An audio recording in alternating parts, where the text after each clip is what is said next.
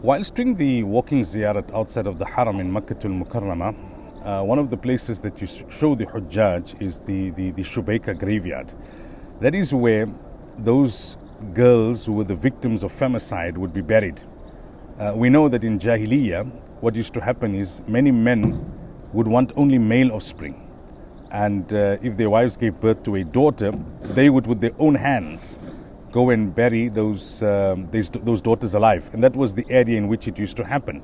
There are some really heart-wrenching stories that we read in history of what used to transpire. What are some of the reasons? Well, they saw their daughters more as a liability, that they couldn't go and represent them in their tribal warfare. They couldn't go on trade journeys and earn for them. They wouldn't carry their family name. They wouldn't carry their lineage forward.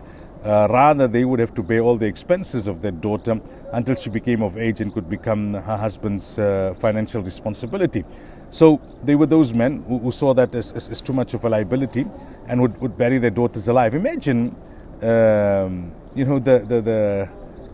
low ebb to which this society, this Meccan society, had reached. That's why the scholars tell us it wasn't just a low point, it was the lowest point in human history. When we say that the superpowers of the time didn't want to rule over them, you can understand why. You can't even imagine taking the daughter, innocent baby girl of your greatest enemy and burying that girl alive. Well, that girl is looking at you, and can see you and can talk to you and can cry out and can resist. It's just unimaginable. It's difficult to even try to visualize how that could happen. Imagine the women, right?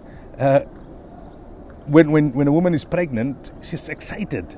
She can't wait for the birth of a child. Of course, she may have a preference. I've got daughters, so I want a son, or I've got sons, I want a daughter, whatever the case may be. But she's excited nonetheless.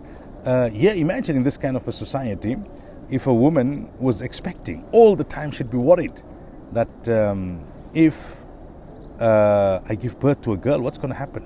My own husband is going to bury my child. And Allah talks about this in the Quran. بِأَيِّ ذَنْبٍ قُتِلَتْ. These innocent girls will ask on the day of Qiyamah that why were we killed? What was our wrongdoing? What was our sin? What was our crime? Nothing, right?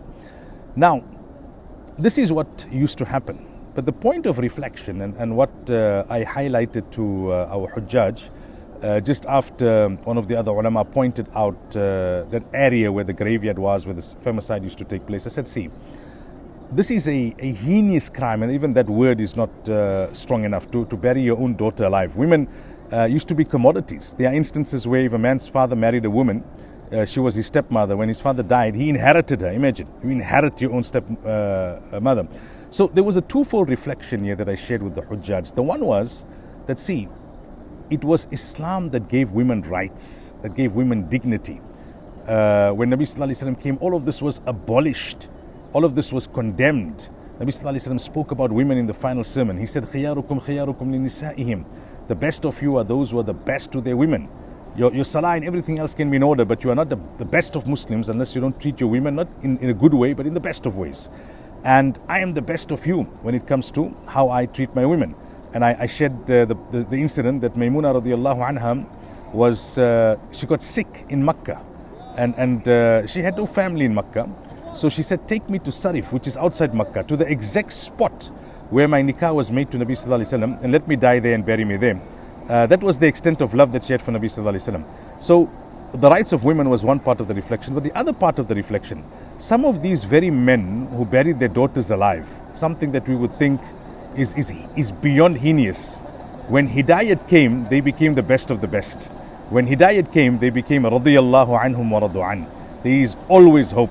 Every sinner has a past and every saint has a future. Or every saint rather has a past and every sinner has a future.